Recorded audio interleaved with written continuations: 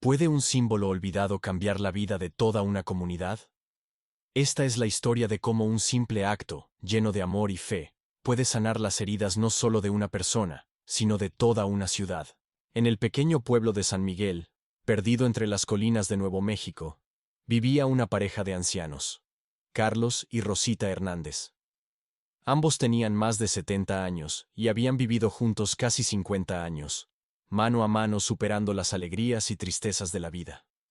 Sus rostros arrugados, como mapas de los años vividos, guardaban las huellas de sonrisas y lágrimas. Y sus ojos, a pesar de la edad, brillaban con la calidez y la sabiduría que solo vienen con los años. El pueblo de San Miguel era pequeño, solo unas pocas cientos de personas, la mayoría de las cuales tenían raíces mexicanas. Aquí todos se conocían, los niños jugaban en las mismas calles que alguna vez jugaron sus padres y abuelos. En el centro del pueblo se alzaba la antigua iglesia de San Francisco, un edificio de piedra construido en el siglo XIX por los primeros colonos. Esta iglesia era el corazón de San Miguel, el lugar donde se celebraban todos los eventos importantes: bautismos, bodas, despedidas.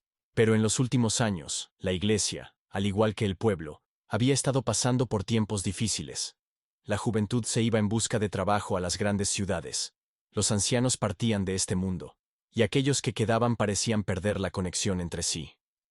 Una pared invisible parecía haber crecido entre los vecinos, que alguna vez fueron tan cercanos como hermanos. Y hace 2 años ocurrió una desgracia. Una fuerte tormenta azotó el pueblo y dañó gravemente la torre de la iglesia. La antigua campana, fundida en España y traída aquí por los primeros misioneros, guardó silencio. Cayó desde las alturas, milagrosamente sin matar a nadie, y ahora yacía en el patio de la iglesia, astillada y olvidada, como un símbolo del espíritu moribundo de la comunidad. Cada vez que pasaban junto a la iglesia, Carlos y Rosita se detenían y miraban la campana silenciosa. Para ellos, no era solo un trozo de metal. Esa campana sonó en el día de su boda, en los cumpleaños de sus hijos, e incluso en aquel día de luto cuando despidieron a su único hijo. Carlos y Rosita eran una leyenda viva de San Miguel. Su historia de amor comenzó en sus años escolares y ha continuado por más de medio siglo. En su juventud, Carlos trabajaba como mecánico de automóviles y era conocido en toda la vecindad por sus manos de oro. Podía arreglar cualquier motor. Rosita enseñaba en la escuela primaria, y a través de sus manos cariñosas pasaron varias generaciones de locales. Ella enseñaba no solo a leer y escribir, sino también a tener compasión, bondad y respeto por sus raíces. El destino no siempre fue amable con esta pareja. De 3 hijos, solo les quedaron 2 hijas, que se mudaron hace tiempo a grandes ciudades. Su único hijo, Manuel, murió hace 15 años mientras estaba en el servicio militar. Esa herida en los corazones de Carlos y Rosita nunca se cerró por completo. Pero su fe les ayudó a encontrar la fuerza para seguir adelante y continuar brindando calor a quienes los rodeaban. La iglesia de San Francisco era un lugar especial en la vida de esta familia. Construida en 1870 por colonos españoles y mexicanos, ha sobrevivido a numerosos eventos históricos. Sus paredes recordaban tiempos en que los territorios pasaban de México a los Estados Unidos. Recordaban períodos de sequía y prosperidad, de guerras y de paz. En el libro de la iglesia estaban inscritos los nombres de muchas generaciones de la familia Hernández. Pero el tesoro más asombroso de la iglesia era su campana, fundida por maestros de Toledo y traída a través del océano. En ella estaban grabadas palabras de las escrituras en latín y patrones que recordaban los ornamentos tradicionales mexicanos. Según la leyenda, el metal para la campana fue reunido de monedas y joyas donadas por los primeros feligreses, por lo que su sonido era especialmente melódico y puro. Ese sonido acompañaba la vida del pueblo, anunciaba bodas y funerales, advertía de peligros, reunía a la gente en celebraciones y servicios dominicales. Para los habitantes, el repicar de las campanas era la voz de su comunidad, conectando el pasado con el presente. Por lo tanto, cuando la torre de la iglesia colapsó y la campana cayó y se agrietó, muchos lo tomaron como un mal presagio. El sacerdote, Padre Javier, y el consejo municipal discutían las posibilidades de reparación, pero no había fondos para restaurar la torre y reparar la campana.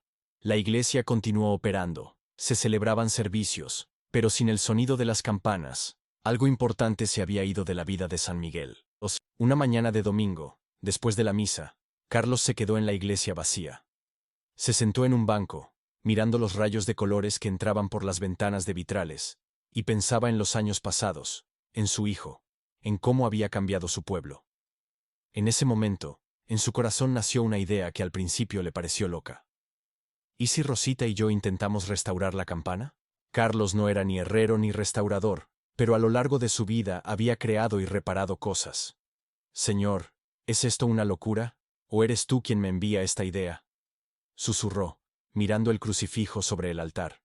Y de repente, un rayo de sol, atravesando el vitral, iluminó exactamente el lugar donde colgaba una antigua fotografía de la campana en el día de la dedicación de la iglesia.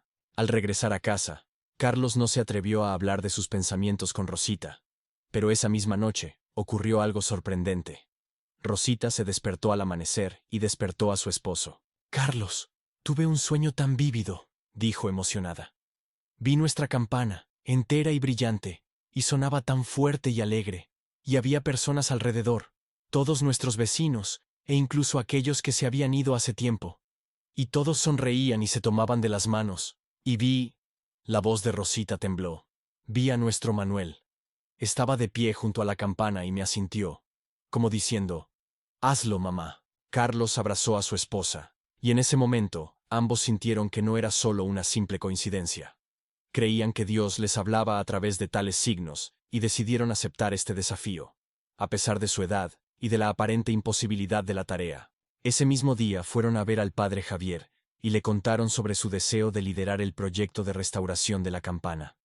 El joven sacerdote se sintió conmovido por su entusiasmo, pero no ocultó sus dudas. «Carlos, Rosita, su deseo es noble, pero es una tarea muy difícil.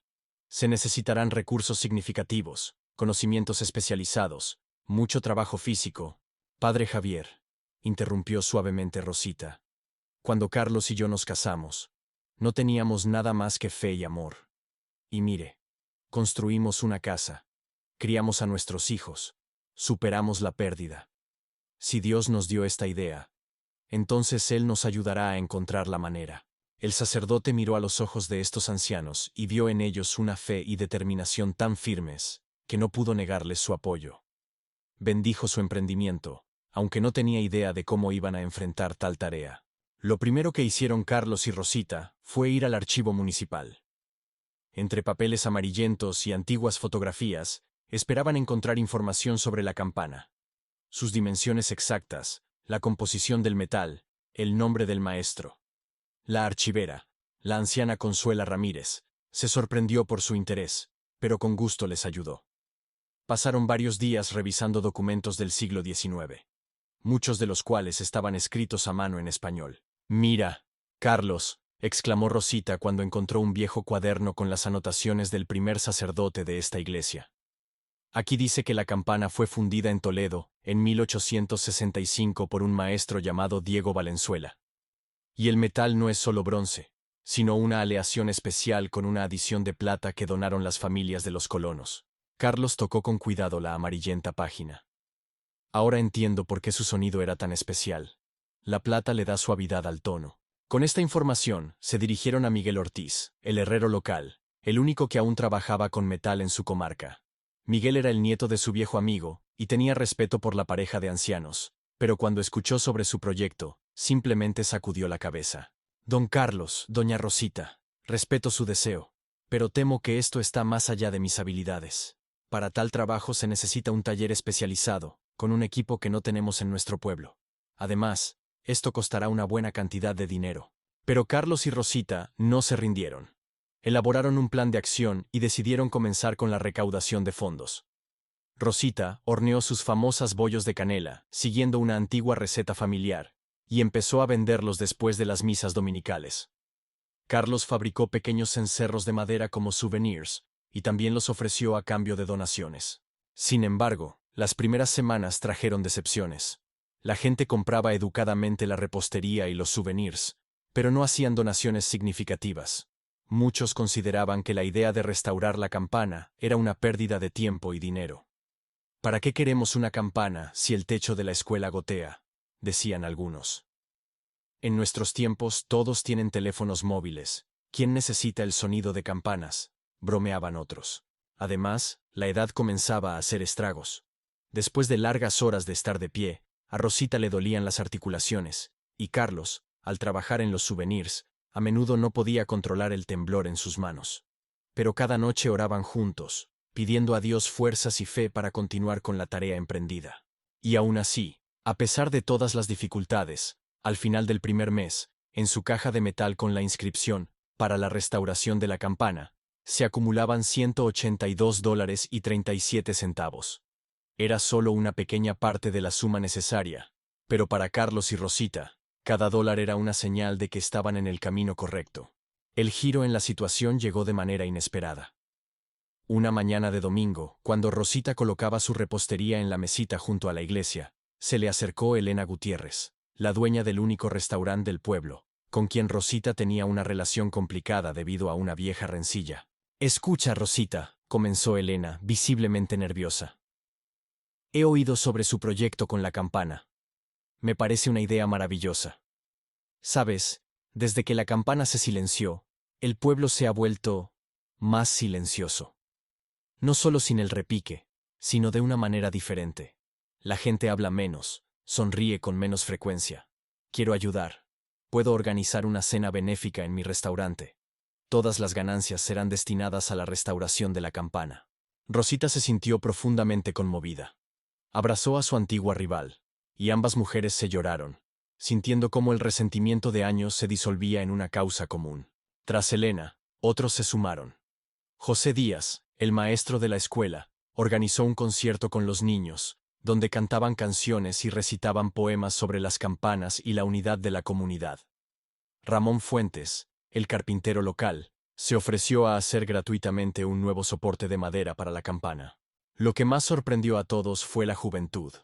Un grupo de adolescentes, a quienes muchos consideraban problemáticos y desinteresados en la vida del pueblo, ofreció su ayuda.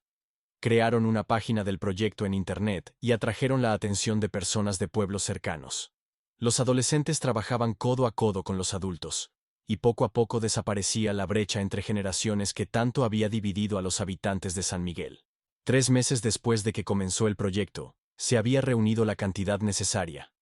Era hora de la etapa más difícil, la restauración de la campana misma. Siguiendo el consejo de Miguel Ortiz, se pusieron en contacto con un especialista de Santa Fe, el maestro Antonio Reyes, conocido por su habilidad para restaurar objetos metálicos antiguos. Cuando Antonio vio la campana, sus ojos brillaron con interés profesional. «Esto es un verdadero tesoro», dijo, pasando suavemente la mano por la superficie opaca. «Campanas como esta ya no se hacen. La grieta es seria, pero no catastrófica. Podré repararla de tal manera que no afecte el sonido. Pero para eso, la campana tendrá que ser llevada a mi taller». El desprendimiento de la campana, aunque temporal, fue emocionante para todo el pueblo. El día en que la cargaron en el camión, muchos habitantes se reunieron para despedirla, como a un viejo amigo que se va a recibir tratamiento. Carlos y Rosita viajaban a Santa Fe cada semana para observar el proceso de restauración. Pasaban horas en el taller de Antonio, observando su trabajo y compartiendo historias sobre el papel que la campana había jugado en la vida de su familia y de todo San Miguel. Mientras tanto, en el pueblo, la restauración de la torre de la iglesia avanzaba a toda máquina.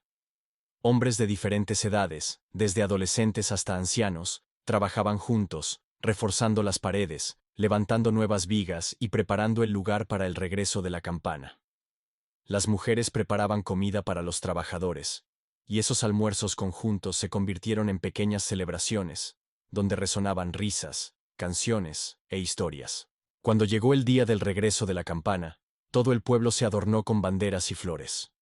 Su instalación en el lugar original se convirtió en la culminación de todo el proyecto. Llegó el día del primer toque de la campana restaurada. Era el primer domingo de junio, un día claro y cálido. La gente comenzó a reunirse frente a la iglesia mucho antes del inicio del servicio. Incluso vinieron aquellos que no habían cruzado el umbral de la iglesia en años. Muchos trajeron fotografías familiares que capturaban la antigua campana en diferentes momentos de la historia del pueblo. El padre Javier realizó un servicio especial dedicado al renacimiento de la campana.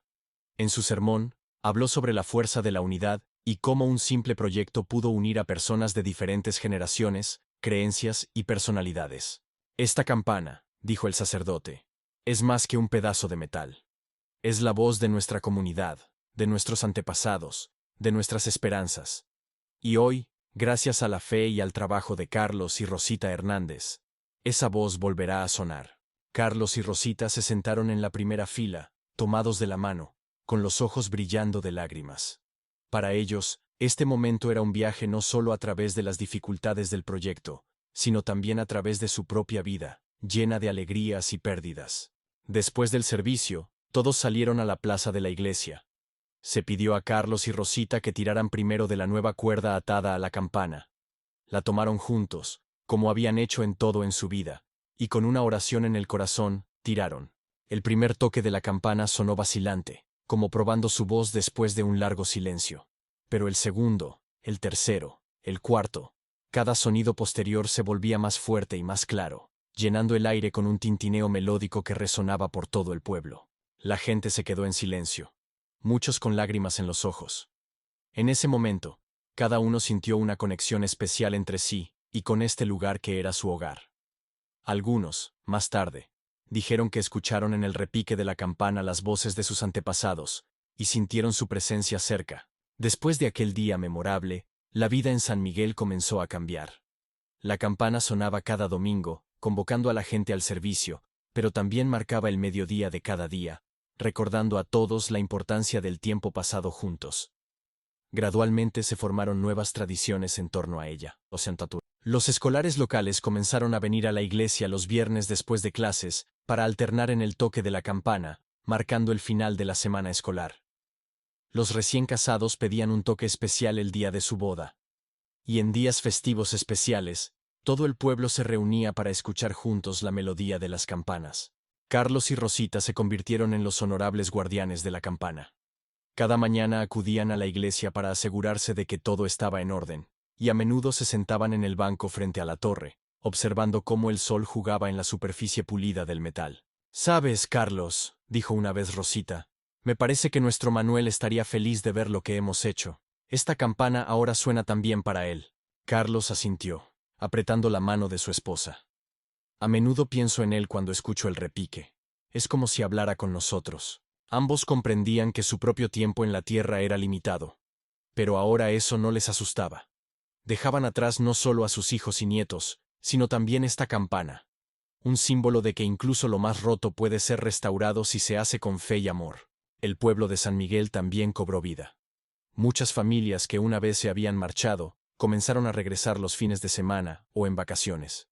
Algunos incluso se mudaron de nuevo para siempre, atraídos por la calidez de la comunidad restaurada. La historia de Carlos y Rosita y su campana se extendió mucho más allá del pueblo. Personas de otros lugares venían para escuchar su sonido y ver este pequeño pueblo, donde la simple fe de dos ancianos había logrado cambiar tanto. Y cada vez que la campana sonaba, no era solo el sonido del metal, sino un recordatorio de la fuerza de la fe, el amor y la unidad, capaces de superar cualquier dificultad y sanar las heridas más profundas. Gracias por ver esta historia sobre Carlos y Rosita, y su increíble camino hacia la renovación no solo de la campana, sino de toda una comunidad. Si esta fábula sobre la fe, la unidad y la sanación les ha conmovido, por favor, suscríbanse a nuestro canal. Su suscripción nos ayudará a seguir compartiendo historias inspiradoras como esta, que nos recuerdan la fuerza de los actos simples, realizados con amor. Haga clic en el botón suscribirse y active las notificaciones para no perderse nuevas historias que calientan el corazón y alimentan el alma. Cuídense a sí mismos y a sus seres queridos, y recuerden, nunca es tarde para comenzar algo que puede cambiar la vida de toda una comunidad para mejor.